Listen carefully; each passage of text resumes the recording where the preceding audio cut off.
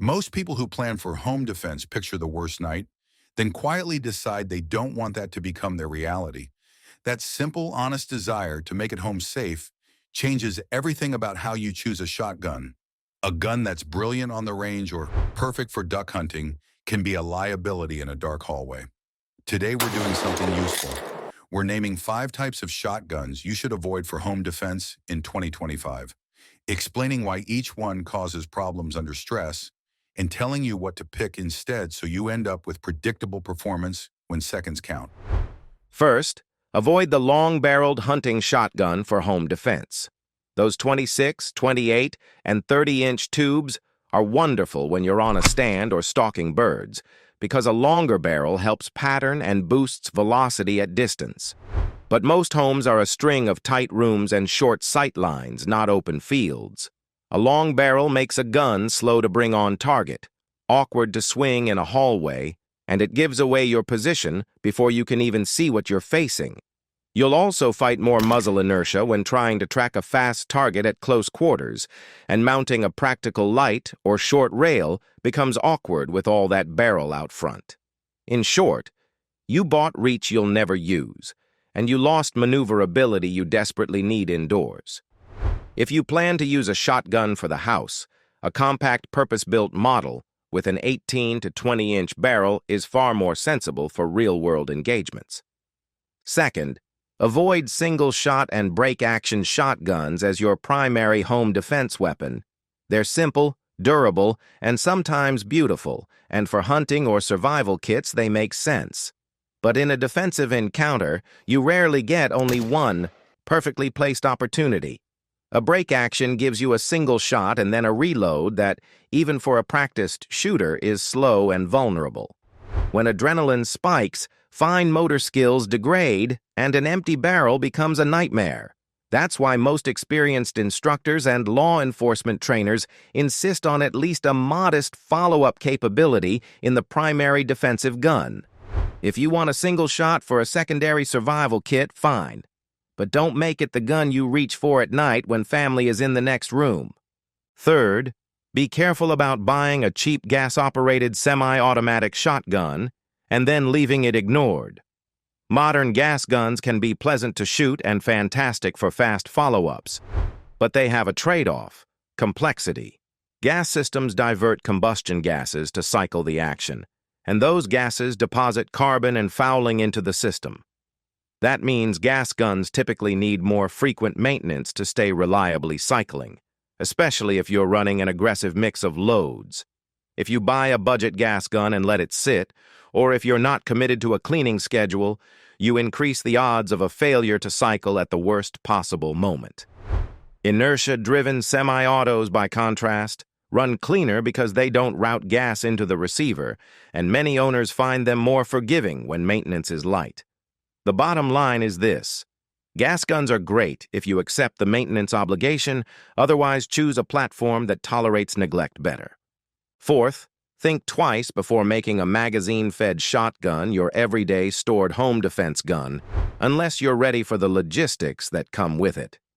Box and detachable magazines bring fast reloads and tactical flexibility, but shotgun shells are not small, rigid cartridges like rimfire or typical centerfire ammo. They're plastic hulls that can deform when compressed for long periods in a magazine. That deformation can cause feeding failures, and some mag-fed designs are sensitive to shell profile and spring tension in ways tube-fed designs are not.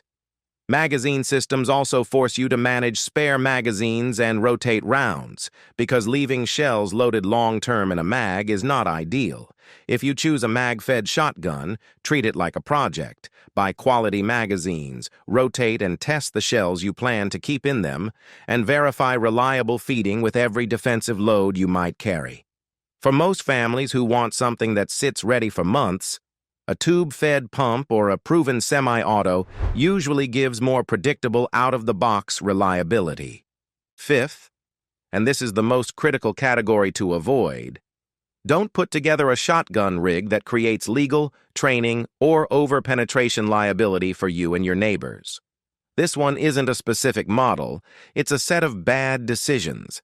Illegally shortened barrels or do-it-yourself short barrel projects expose you to criminal penalties and strip away any tactical advantage with serious legal consequences.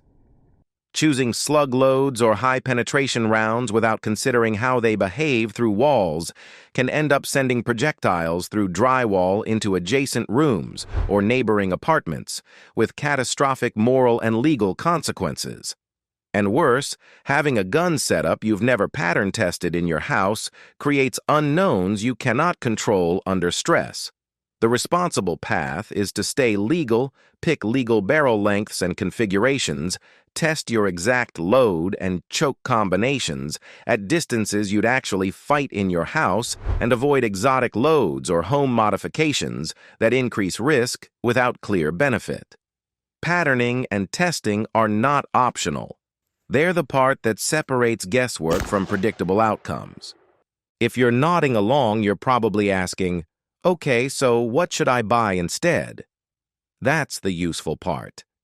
If a shotgun is your primary home defense choice, pick a purpose-built compact model with 18 to 20-inch barrel length, or a proven pump like a Mossberg 500/590 or a Remington 870 that fits your body and cycles every defensive load you plan to use. If you want a semi-auto, consider inertia-driven designs for lower maintenance, unless you're ready to keep a gas gun meticulously clean. If you're tempted by a magazine-fed or exotic setup, treat it like a serious project. Buy good magazines, rotate shells, and test extensively.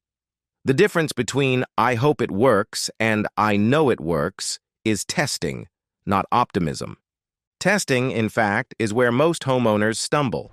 Pattern your shotgun at realistic room distances with the exact choke and buckshot you intend to use. A choke that looks fine on a turkey range can open too wide in a living room and send more pellets where you don't want them. Patterning helps you choose a choke that keeps a dense enough pellet cloud at 10 to 25 yards, and it tells you where the shot actually hits relative to your sights and mounting. Do not skip this. It's cheap, quick, and it prevents tragedy. Likewise, run your pistol and rifle defensive loads through the actual firearms you intend to use.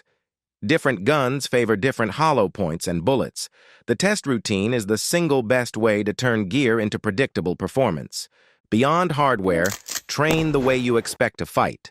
Practice low-light transitions, loading and reloading under stress, immediate action drills for common failures, and one-handed manipulations in case your primary hand is injured. Map your home, decide staging positions, and practice communicating with household members so nobody moves into a crossfire. A practiced, simple plan beats gear swaps and countless accessories that sound cool online. Buy a good light, learn to use it without tunnel vision, and choose training drills that focus on decision-making, not speed alone. Muscle memory under stress is the currency of survival, and you earn it at the range. One last practical note about maintenance and storage. A ready gun is a maintained gun. If you own a gas semi-auto, budget time for more frequent cleaning. If you own a pump or inertia semi, still clean and cycle it on schedule. Store guns where you can access them quickly, but not where an unauthorized person can. Remember that no gear choice eliminates legal responsibility, so learn your local use of force laws and consider a legal plan for the aftermath of any defensive shooting. Being prepared means being ready physically, mentally, and legally. To wrap up, the 5 shotgun traps to avoid for home defense in 2025 are intuitive when you understand the environment you'll actually fight in. Long hunting barrels, single-shot break actions as primaries, gas semi-autos left unmaintained, magazine-fed shotguns used without a deliberate logistics plan, and any illegal or untested configuration that increases overpenetration or legal exposure. Those are the choices that turn a tool into a liability. Avoid the traps, pick a predictable platform, test it with the loads you'll use, train the motions until they are automatic, and keep your legal and moral responsibilities at the front of every decision. If this video helped you think clearly about practical home defense, do me a favor, hit like so other people can find sensible advice, subscribe for real-world gear and training breakdowns, and ring the bell so you don't miss our live patterning tests and low-light drills. Drop a comment and tell me which shotgun you currently own for home defense. Stay safe, train responsibly, and remember, the best defense is predictable performance, not a sexy headline.